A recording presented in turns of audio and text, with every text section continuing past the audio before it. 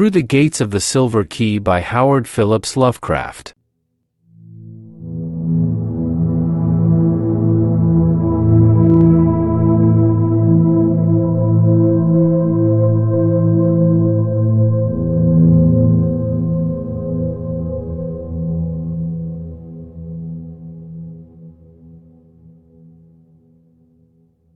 Chapter 1.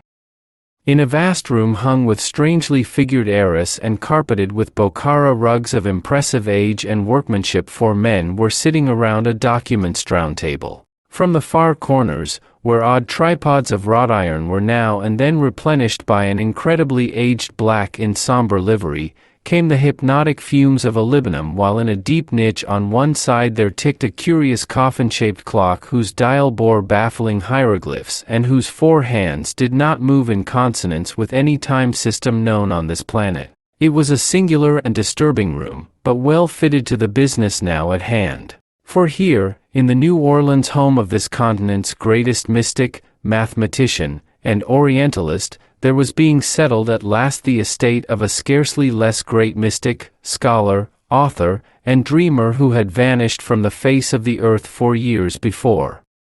Randolph Carter, who had all his life sought to escape from the tedium and limitations of waking reality in the beckoning vistas of dreams and fabled avenues of other dimensions, disappeared from the sight of man on the 7th of October, 1928, at the age of 54. His career had been a strange and lonely one, and there were those who inferred from his curious novels many episodes more bizarre than any in his recorded history. His association with Harley Warren, the South Carolina mystic whose studies in the primal Nakal language of the Himalayan priests had led to such outrageous conclusions, had been close. Indeed, it was he who, one mist-mad, terrible night in an ancient graveyard, had seen Warren descend into a dank and nitrous vault, never to emerge. Carter lived in Boston, but it was from the wild, haunted hills behind hoary and witch-accursed Arkham that all his forebears had come, and it was amid those ancient, cryptically brooding hills that he had ultimately vanished.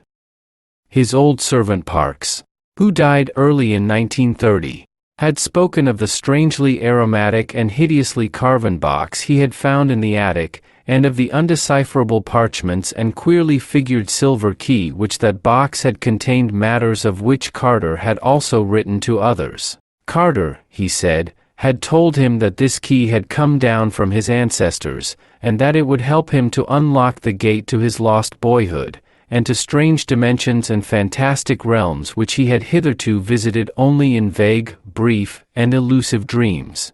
Then one day Carter took the box and its contents and rode away in his car, never to return. Later on, people found the car at the side of an old, grass-grown road in the hills behind crumbling Arkham.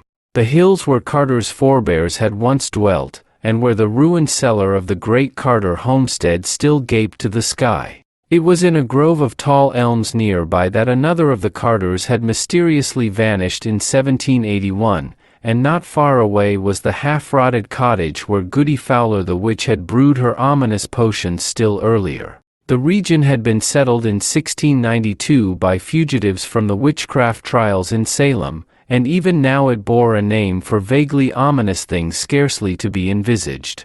Edmund Carter had fled from the shadow of Gallows Hill just in time, and the tales of his sorceries were many. Now, it seemed, his lone descendant had gone somewhere to join him. In the car they found the hideously carved box of fragrant wood, and the parchment which no man could read. The silver key was gone, presumably with Carter. Further than that there was no certain clue. Detectives from Boston said that the fallen timbers of the old Carter place seemed oddly disturbed, and somebody found a handkerchief on the rock-ridged, sinisterly wooded slope behind the ruins near the dreaded cave called the Snake Den. It was then that the country legends about the Snake Den gained a new vitality. Farmers whispered of the blasphemous uses to which old Edmund Carter the wizard had put that horrible grotto, and added later tales about the fondness which Randolph Carter himself had had for it when a boy. In Carter's boyhood the venerable gambrel-roofed homestead was still standing and tenanted by his great-uncle Christopher. He had visited there often, and had talked singularly about the snake den. People remembered what he had said about a deep fissure and an unknown inner cave beyond, and speculated on the change he had shown after spending one whole memorable day in the cavern when he was 9. That was in October, too. And ever after that he had seemed to have an uncanny knack at prophesying future events. It had rained late in the night that Carter vanished, and no one was quite able to trace his footprints from the car. Inside the snake den all was amorphous liquid mud owing to copious seepage. Only the ignorant rustics whispered about the prints they thought they spied where the great elms overhang the road, and on the sinister hillside near the snake den, where the handkerchief was found. Who could pay attention to whispers that spoke of stubby little tracks like those which Randolph Carter's square-toed boots made when he was a small boy? It was as crazy a notion as that other whisper, that the tracks of old Benijah Corey's peculiar heel-less boots had met the stubby little tracks in the road. Old Benijah had been the Carters' hired man when Randolph was young, but he had died 30 years ago.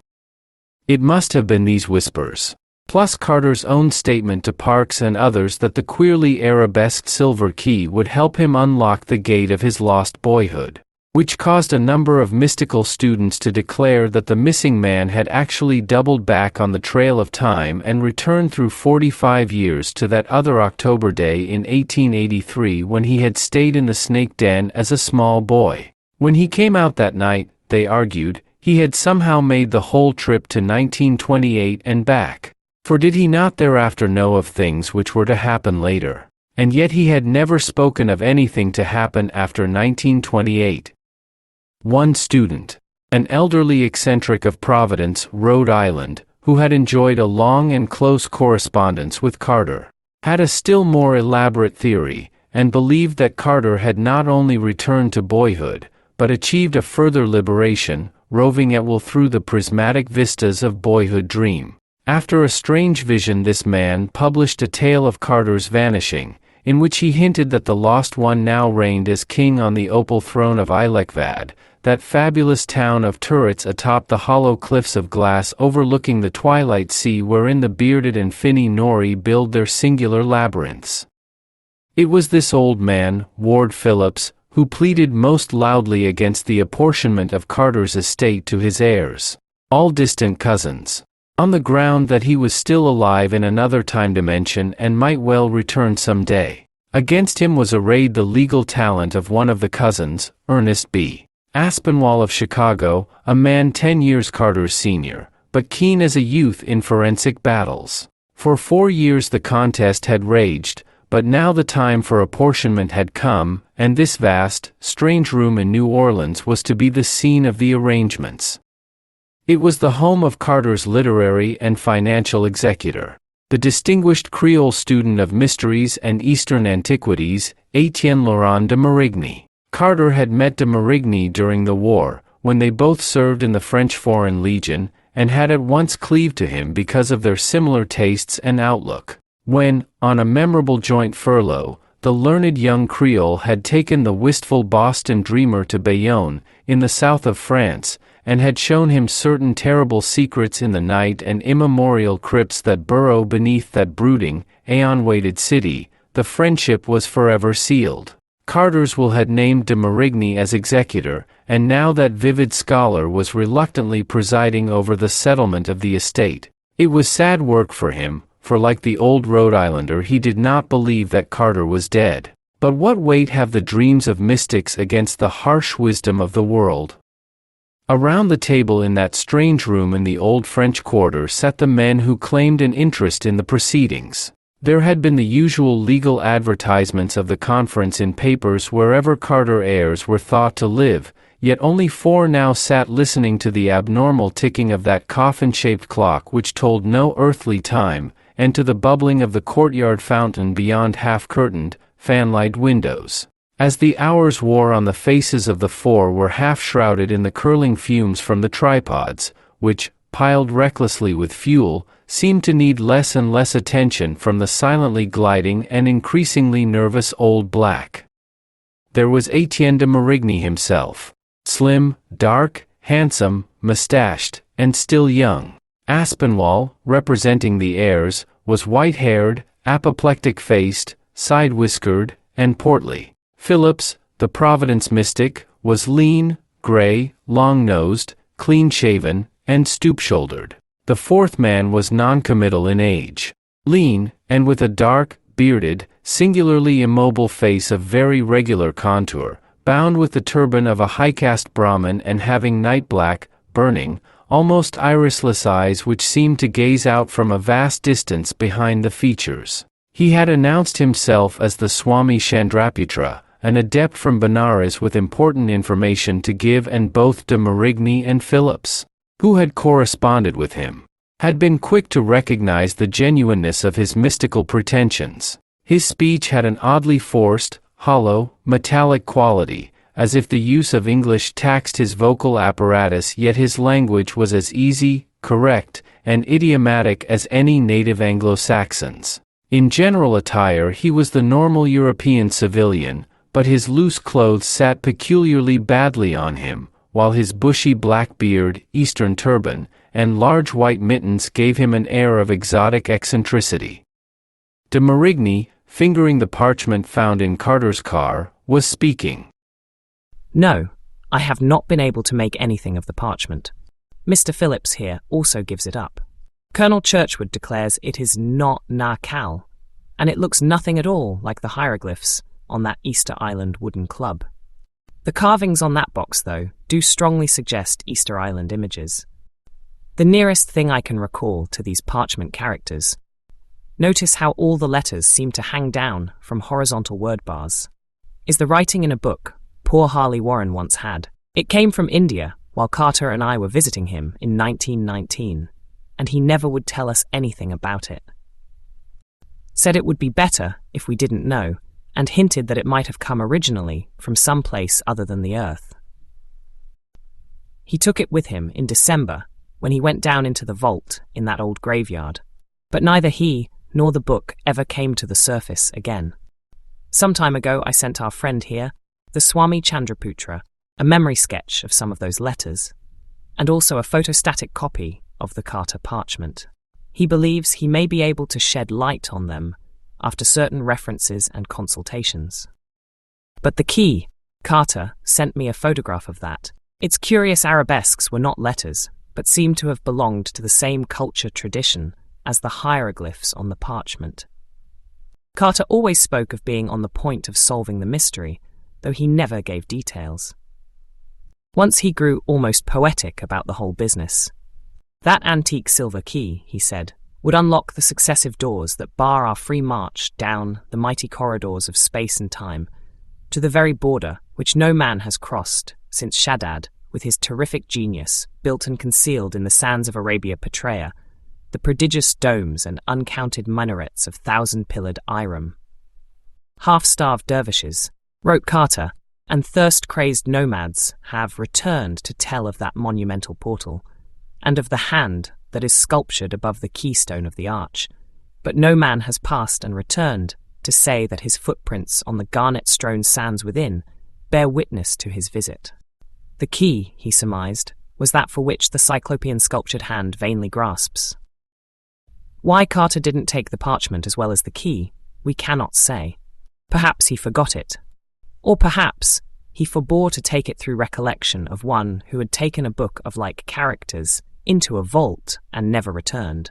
Or perhaps it was really immaterial to what he wished to do. As de Marigny paused, old Mr. Phillips spoke in a harsh, shrill voice. We can know of Randolph Carter's wandering only what we dream.